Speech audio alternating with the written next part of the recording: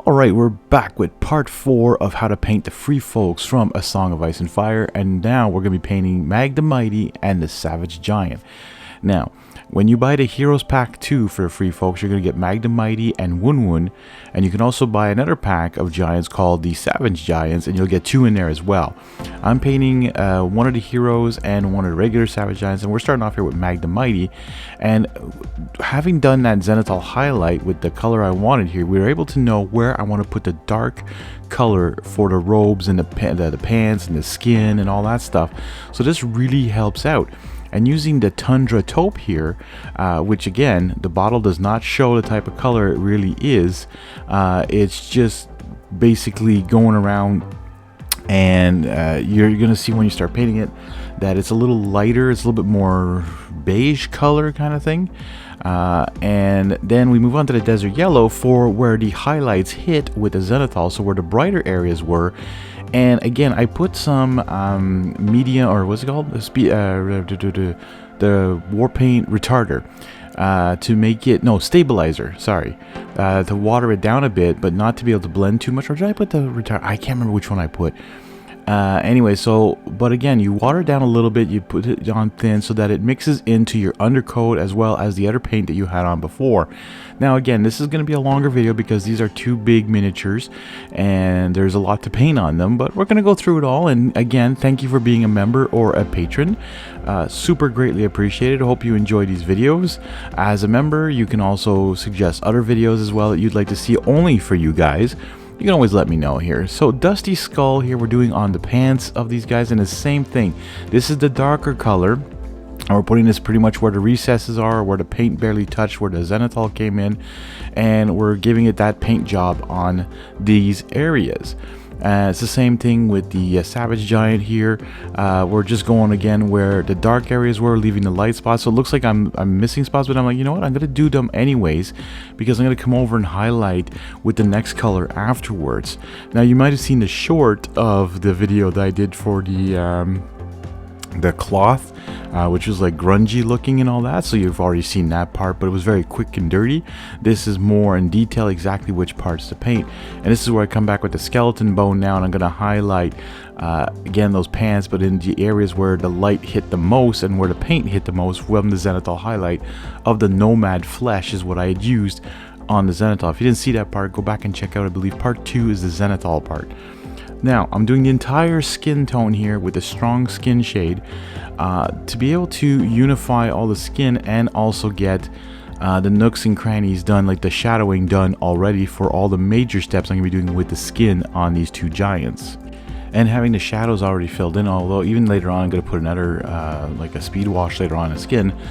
Because at first I was like, okay, well this is not bad, having done the Zenithal and just putting the skin shade, but they were very dark, and like in the artwork, they're kind of pale, they're kind of light, so I came back and I did a whole bunch of layering and glazing of their skin to be able to make it look a little bit more realistic. Now it's not bad, but just having done the one Zenithal on it, I just didn't think it was enough to show skin. But as you can see though, the shades from the Warpaints Fanatic range are just so much better than what they used to be, and they got the coverage better, the consistency is way better. So here we go. So Nomad Flesh is one of the triads in the air color range, and Barbarian Flesh in the air is the next color to do the highlights. So this is what I did. I came back in with Barbarian Flesh and went over all the big muscles, like not touch any of the recesses, and gave it this lighter one, but also I watered it down a bit. Well, made sure my brush was wet, made sure it's on the wet palette. And I know you guys are gonna always say like, holy cow, you got a lot of paint. Well, to be honest, a lot of these paints, you're trying to put a drop and they just splurt out all of a sudden, so you do waste some paints. But if you have a wet palette, sometimes it can keep for maybe a day or 2 if you're gonna use that color again. If not, well, yeah, you're gonna waste. But you know what, even though some people say, oh, it's so expensive for this paint, you can buy dollar store paint, yeah, but it doesn't cover as well. These are made for miniatures. This paint is amazing for that, and as a member, I'm sure you know that, and that's why you're helping me out with my hobby here.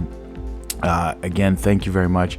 But you guys know how expensive this hobby can be, but it is such a great hobby. It is so much fun to paint all these miniatures and to have also different miniatures to try out.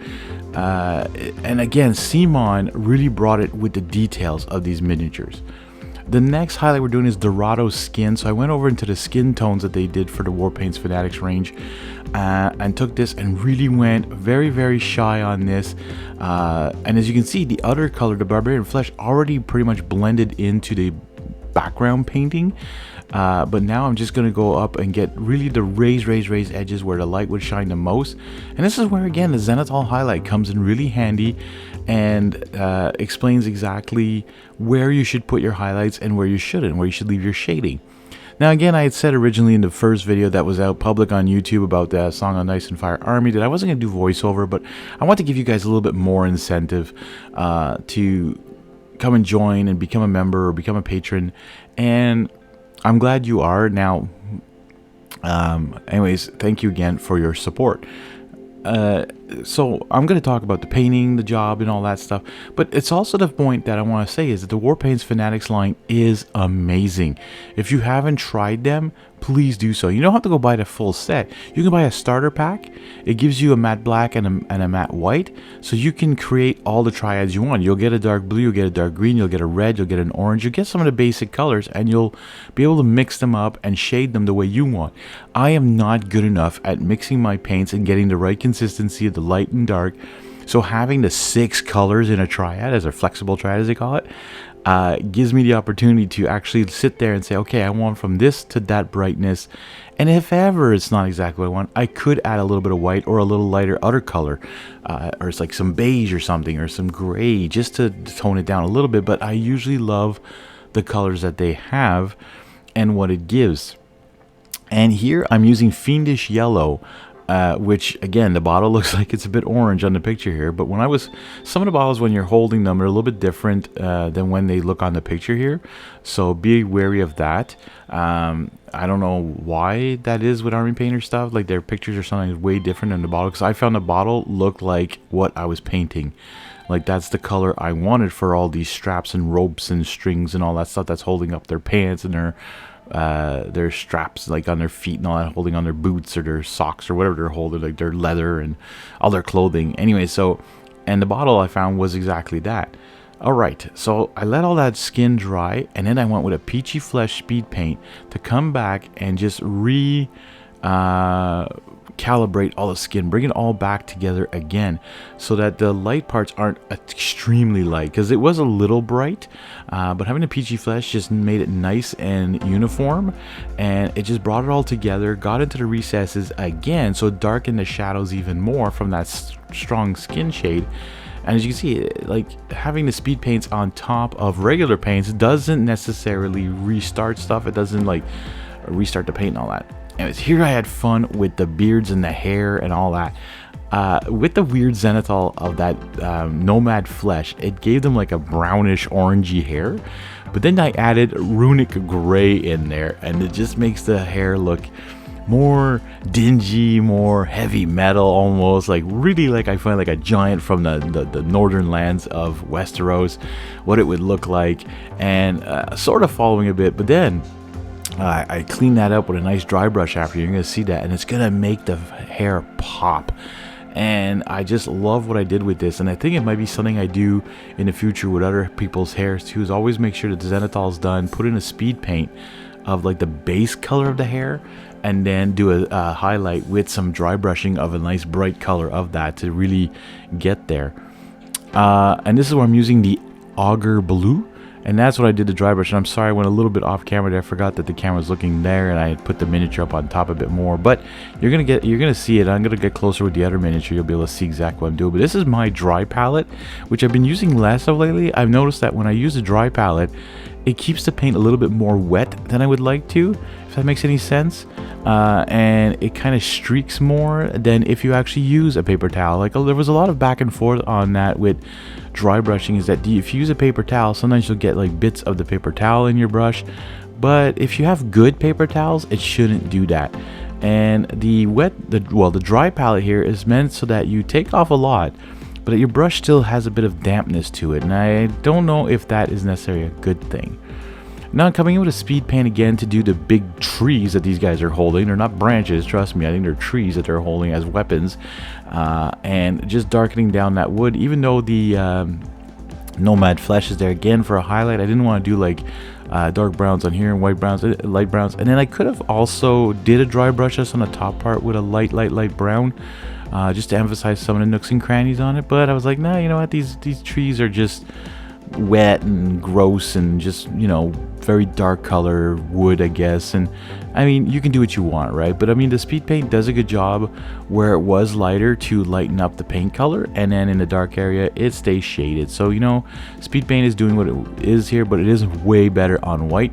But you know, sometimes speed paint is also good as a shade before you start doing other stuff. Anyways, so now we're doing all the tusks here, and some of the bones that are scattered. And I forgot that some of the big skull on this guy. I did the little skulls, I think. I'm not even sure if I did the little skulls. But I did like the bones on it. I did the tip of his nose, so I just found it was like missing a little something there. And all these little bones here around it he's holding on to, going around and doing that with the bony spikes.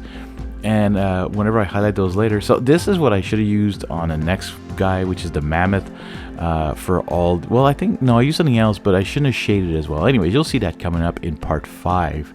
Again, this is a many-part series of how to paint A Song of Ice and Fire to Free Folks. This is the very first army I created with what I got from A Song of Ice and Fire. By the way, great rank and flank game if you're into that. These characters here, one of them, like I said, is a hero, and he's actually the commander of this army, and otherwise he would cost 9 points to put him in there. And you can make a really cool monsters or giants list with these guys, and just have a bunch of giants and some other monsters like the mammoths, or have some polar bears running around too. Great fun you can have with the free folks, because you have a very different range, right? You don't have giants anywhere else. You do have monsters and other things, like you'll have the dragons, you'll have the dire wolves and all that stuff for the other families, but not like this. The Lannisters don't have anything, the Boltons don't have anything, Martells don't have anything, you know, Baratheon doesn't have anything. These guys have giants, mammoths, polar bears, all sorts of cool stuff. Really fun.